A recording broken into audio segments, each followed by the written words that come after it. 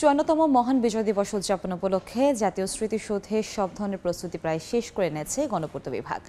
সৌধের মূল ফটক থেকে শহীদ বেদি পর্যন্ত সব স্থান ধুয়ে মুছে রংতুলির আঁচড়ে সাজানোর কাজ চলছে পুরোদমে। এই মুহূর্তে সাভারের জাতীয় স্মৃতিসৌধে আছেন রিপোর্টার মাইমুনা হায়দার চৌধুরী।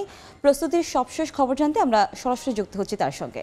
মাইমুনা, আর মাত্র কয়েক প্রহর পরই জাতির বীর সন্তানদেরকে শ্রদ্ধা জানাতে লাখো জনতার ঢল নামবে সাভারের জাতীয় স্মৃতিসৌধে।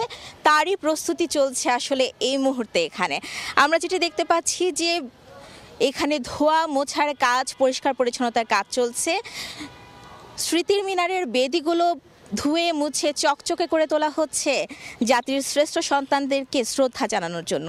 সেই সঙ্গে চলছে শোভাবর্ধনের কাজ, গাছের আগাছা কেটে এবং বিভিন্ন রঙের ফুলের গাছ আমরা দেখতে পাচ্ছি।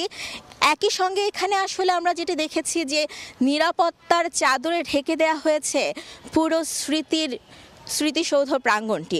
শুধু স্মৃতিসৌধ প্রাঙ্গণ নয়, এছাড়া আসলে এই এলাকা জুড়ে ব্যাপক নিরাপত্তা ব্যবস্থার জোরদার করা হয়েছে। আমরা এছাড়াও গণপূর্ত মন্ত্রণালয়ের কাছ থেকে যেটি জানতে পেরেছি যে এই প্রস্তুতির কাজটি আসলে চলছে প্রায় সপ্তাহখানেক আগে ধরেই।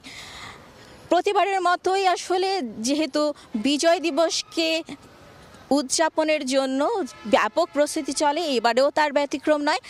বিভিন্ন দেশের কূটনীতিকরা এবং লাখো জনতার সমাগম ঘটবে এখানে জাতির শ্রেষ্ঠ সন্তানদেরকে শ্রদ্ধা জানাতে, তারই প্রস্তুতি চলছে। আমরা যেটি দেখতে পাচ্ছি যে এখানে আসলে এখন এই মুহূর্তে সিমেন্ট দিয়ে বেদিগুলোকে ঠিকঠাক করা হচ্ছে। যেখানে যেটুকু ত্রুটি রয়েছে সেটিকে ঢেকে দেওয়ার এবং সেটিকে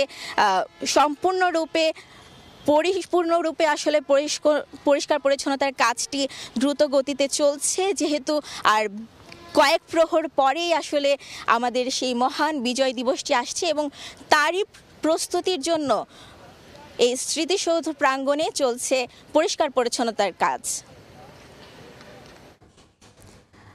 আমরা সরাসরি যুক্ত ছিলাম জাতীয় স্মৃতিসৌধ থেকে।